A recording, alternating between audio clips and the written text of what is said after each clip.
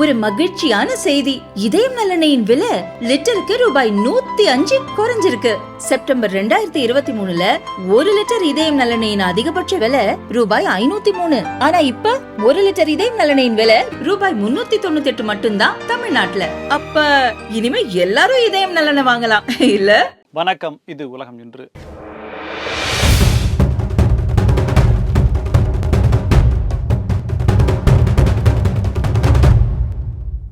பாலஸ்தீனத்தில் இருக்கக்கூடிய காசா முனை பகுதியில் இஸ்ரேல் ராணுவம் சரமாரியாக சரித்திரத்தில் இதுவரைக்கும் இல்லாத வகையில் கடுமையான தாக்குதல், கிட்டத்தட்ட 325க்கு மேற்பட்டவர்கள் உயிரிழந்திருக்கிறார்கள். இதில் பல பேர் பெண்கள், குழந்தைகள் அப்படின்ற தகவல் கிடைச்சிருக்கு. மீண்டும் ஆரம்பிச்சிட்டிங்களாப்பா அப்படின்ற மாதிரி கவலை தரும் செய்தியாக இது பார்க்கப்படுகிறது. இந்த தாக்குதலுக்கு என்ன காரணம் சொல்லி 2 பேரும் பரஸ்பரம் குற்றம் சாட்டிக்கிறாங்க. போர் நிறுத்த ஒப்பந்தம் அப்படிங்கிறது வந்தது பல ஸ்டேஜில் ஹமாஸ் வசம் இருக்கக்கூடிய பணைய கைதிகளை விடுவிக்கிறதும், இஸ்ரேல் வசம் இருக்கக்கூடிய பாலஸ்தீனியர்களை விடுவிக்கிறதும் அப்படிங்கிற மாதிரியான பல கட்ட முடிவுகள் இருந்தது. அதன்படி ஒவ்வொன்றா நல்லா தான் போயிட்டு இருந்தது. ஒரு கட்டத்தில் திடீர்னு ஹமாஸ் முரண்டு பிடிக்குது அப்படின்னு சொல்லிட்டு இஸ்ரேல் இந்த அமைதி ஒப்பந்தத்தில் இருக்கக்கூடிய ஷரத்துக்களை மீறிட்டாங்க அப்படின்னு சொல்லி ஹமாஸும் பரஸ்பரம் குற்றச்சாட்டுகளை முன்வைக்கிறாங்க. அதற்கு அடுத்து நடக்க வேண்டிய விஷயங்கள் எதுவுமே நடக்கலை. விஷயம் அப்படியே போயிட்டு இருக்கு. இன்னைக்கு பார்த்தீங்கன்னா அமெரிக்க போர்க்கப்பல் மீது ஹவுதி கிளர்ச்சியாளர்கள், ஈரான் ஆதரவு பெற்ற ஹவுதி கிளர்ச்சியாளர்கள் தாக்குதல் நடத்தினாங்க. இது மிகப்பெரிய கொடூரமான விஷயம், இதெல்லாம் செய்யக்கூடாது அப்படின்னு சொல்லிட்டு அமெரிக்கா பகிரங்கமான ஒரு எச்சரிக்கை விடுக்கிறாங்க. அதன் பிறகு இஸ்ரேல் அமெரிக்கா கிட்ட பேசுறாங்க. பேசிய பிறகு, அதாவது என்னன்னா, பெஞ்சமின் நேதன்யாகு ட்ரம்ப் அவர்கள்ட்ட பேசுறாங்க. பேசிய பிறகுதான் இந்த தாக்குதல் நடந்தது அப்படிங்கிற மாதிரியான ஒரு தகவலும் உலா வருது. ஹமாஸ் அமைப்பினர் மற்றும் ஹவுதி கிளர்ச்சியாளர்கள் இவங்க மேல தாக்குதல் நடத்துவதாகத்தான், குறிப்பாக இராணுவ நிலைகள் மீதுதான், முகாம்கள் மீதுதான் நாங்க குண்டுகளை போட்டோம்னு சொல்லி இஸ்ரேல் சொல்லுது. எவ்வளவு அப்பாவி மக்கள் இறந்திருக்காங்க அப்படிங்கிறதான் இந்த இறப்பிலிருந்து வரக்கூடிய செய்தியாக இருக்கு. மக்கள் இடம்பெயர்ந்து கொண்டிருக்காங்க. அந்த பாலஸ்தீனத்தினுடைய காசா முனை பகுதிக்கு அவங்க மக்கள் இடம்பெயர்ந்து கொண்டிருக்காங்க. இராணுவம் அதற்கு பாதுகாப்பாக இருக்கு, அரசாங்கம் அதற்கு உதவிகளை அனுப்புது. அப்படி இருக்கும்போது இப்ப நீங்க குண்டு மழை பொழிஞ்சிங்கன்னா அதுல யார் இறப்பார்கள் அப்படின்றது அமெரிக்காவுக்கு தெரியாதா அப்படின்ற இன்டர்நேஷனல் ஊடகங்கள்லாம் கேள்விகள் எழுப்ப ஆரம்பிச்சிருக்காங்க.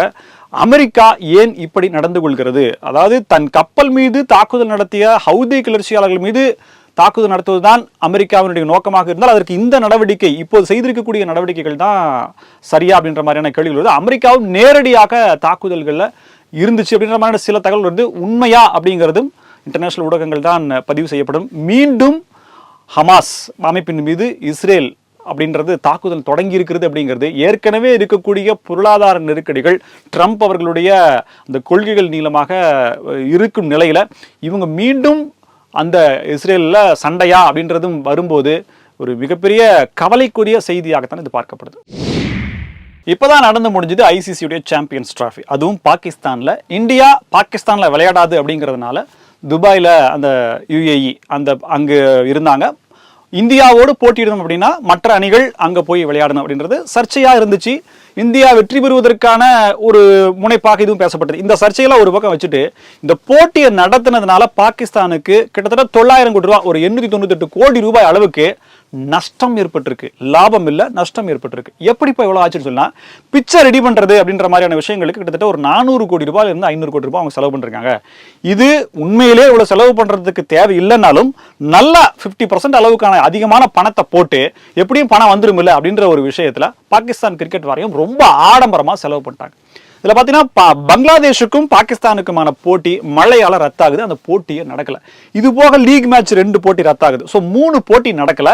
இன்னும் பல விஷயங்கள் அப்படின்னாலும் பாகிஸ்தான் வந்து லீக்ல இருந்தே வெளியில போயிருது, செமிஃபைனலுக்கு. அது மாதிரி அடுத்தடுத்த நிலைகளுக்கு அவங்க வராதனால பாகிஸ்தானுடைய அந்த ரசிகர்கள் அப்படின்றதும் போட்டியை பார்க்கறது அப்படிங்கிறதும் குறைஞ்சு போனது. அப்படிங்கிறதுனால கடுமையான பொருளாதார நெருக்கடியில் இருக்கிறதாகவும் சொல்லப்படுகிறது. ஐசிசி கிட்ட இருந்து பாகிஸ்தான் கிரிக்கெட் போர்டுக்கு இந்த சாம்பியன்ஸ் டிராஃபியை நடத்தினதுனால வந்த பணம்னு பார்த்தீங்கன்னா வெறும் 55 கோடி ரூபாய் அளவுக்கு தான் பணம் வந்திருக்கு. செலவு பண்ணது எவ்வளவு? கிட்டத்தட்ட 900 கோடி ரூபாய் அளவுக்கு செலவு பண்ணிருக்காங்க. ஸோ போட்ட பணம் மொத்தமும் போச்சு அப்படின்ற மாதிரியான நிலை இருக்கு.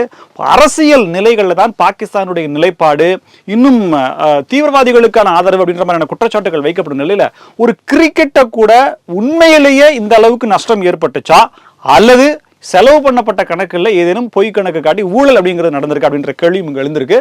பாகிஸ்தான் கிரிக்கெட் போர்டு இனி அடுத்து நடக்கக்கூடிய T20 போட்டியில வீரர்களுக்கு 90% ரேட் கட், அதாவது என்னன்னா அவங்க சேலரியை கட் பண்ணி அவ்வளவுதான் கொடுப்போம், 10% சம்பளம் தான் கொடுப்போம். ரெண்டாவது உங்களை 5 ஸ்டார் ஹோட்டல்லாம் தங்க வைக்க மாட்டோம், ஒரு சாதாரண ஹோட்டலில் தங்க வைக்கிறோம், ஏன்னா எங்க கிட்ட பணம் இல்லைன்ற மாதிரி பொருள் சொல்லியிருக்காங்க. ஒரு கிரிக்கெட் போர்டு செஞ்ச தப்புக்கு பிளேயர்ஸ் எந்த அளவுக்கு பாதிக்கப்படுறாங்க, அவங்களுடைய மனநிலை எந்த அளவுக்கு மாறும் அப்படிங்கிறதாகவும் இருக்கு. பல பேர் பாகிஸ்தான் இப்ப இருக்கக்கூடிய பொருளாதார நிலையில் இதெல்லாம் தேவையா, இவ்வளவு கோடியை செலவு பண்ணி இது பண்ணணுமான்னு கேட்கணும். பட் பொருளாதாரம் அப்படிங்கிறது வேற, விளையாட்டு அப்படிங்கிறது வேற அப்படின்னு பார்க்கப்பட்டாலும் இந்த சூழல்ல இவ்வளவு நிதிச்சுமை, அதுவும் கிரிக்கெட் போர்டு அப்படிங்கிறதுக்கு அங்க கேள்விக்குறியா. உலக புகழ்பெற்ற ரொம்ப காஸ்ட்லியான டீ விற்பனை நிறுவனம் அப்படின்னா ஸ்டார்பக்ஸ். உங்களுக்கே தெரியும், நம்மெல்லாம் போய் அங்கே சாப்பிட முடியுமா அப்படின்றது, ஏன்னா 1500 வித் GST அப்படின்ற மாதிரிலாம் இருக்குது. இருந்தாலும் இது ஒரு அமெரிக்க கம்பெனி, உலக பிரசித்தி பெற்றது. இப்போ இந்த நிறுவனத்தில் வேலை செய்த ஊழியருக்கு 432 கோடி ரூபாய் இழப்பீடாக கொடுக்கணும்னு சொல்லி நீதிமன்றம் போட்ட உத்தரவு அப்படிங்கிறது அப்படியே வியப்பாக இருக்குது. ஏன் அப்படின்னா 2020ஆம் வருஷம் மைக்கேல் அப்படின்ற ஒரு ஊழியர், இவர் டெலிவரி பார்க்குறாரு. ஸோ ஸ்டார்பக்ஸில் ஆர்டர் எடுத்துக்கிட்டு அந்த டீயை அவர் டெலிவரி பண்ணுறதுக்காக தன்னுடைய தொடையினுடைய இடுக்கில் வச்சுக்கிறார். வண்டி ஓட்டுறாரு, முன்னாடி அந்த தொடையினுடைய இடுக்கில் அந்த காஃபியை வச்சுக்கிட்டு போகிறாரு, தேநீரை வச்சு டீயை வச்சுட்டு போகிறார், காஃபியோ டீயோ வச்சுட்டு போகிறாரு. போகும்போது அது சிந்தி தன்னுடைய தொடை மற்றும் ஆண் உறுப்பு அங்கெல்லாம் பட்டு ரொம்ப ஒரு மாதிரி வெந்து வேற மாதிரி ஆயிடுது. உடனே அவர் ஹாஸ்பிட்டல் போகிறாரு, ட்ரீட்மெண்ட்டாக எடுக்கிறாரு. கிட்டத்தட்ட 3-4 முறை தோல் அப்படின்ற மாற்று அறுவை சிகிச்சை அப்படின்ற மாதிரியும் அவங்க செய்கிறாங்க. இந்த மாதிரியான விஷயங்கள் போயிட்டு இருக்கு. இந்த நடக்கும்போது அவர் என்ன பண்ணுறாருன்னா நீதிமன்றத்தை நாடுறாரு. அதாவது இந்த டீயை பேக் பண்ண அந்த ஊழியர் சரியாக மூடாததுனால தான் எனக்கு இந்த மாதிரியான இழப்பு ஏற்பட்டது அப்படின்னு சொல்லி ஒரு இதை போகிறாரு. 5 வருஷமா கேஸ் நடந்து இப்போ வெர்டிக்ட் கிடைச்சிருக்கு. 432 கோடி ரூபாயை ஸ்டார்பக்ஸ் நிறுவனம் அந்த ஊழியருக்கு, பாதிக்கப்பட்ட அந்த ஊழியருக்கு கொடுக்கணும்னு சொல்லியிருக்கு. தொகை ரொம்ப அதிகமாக இருக்குது அப்படின்னு சொல்லி இதை குறைப்பதற்கான நடவடிக்கைகளில் ஸ்டார்பக்ஸ் நிறுவனம் இயங்கி முயன்றிருப்பதாகவும் சொல்லப்படுகிறது. ஒரு டீ கப்பு மூடாதனால 432 கோடி ரூபாய் இழப்பு அப்படிங்கிறத நம்ம எந்த வகையில் பார்க்கிறதுங்கிறது தெரியல, வியப்பா இருக்கு. உலக நிகழ்வுகளை உண்மை செய்திகளாக அறிந்து கொள்ள தொடர்ந்து இணைந்திருங்கள் தினமலருடன். இது உலகம் இன்று. நன்றி நேயர்களே.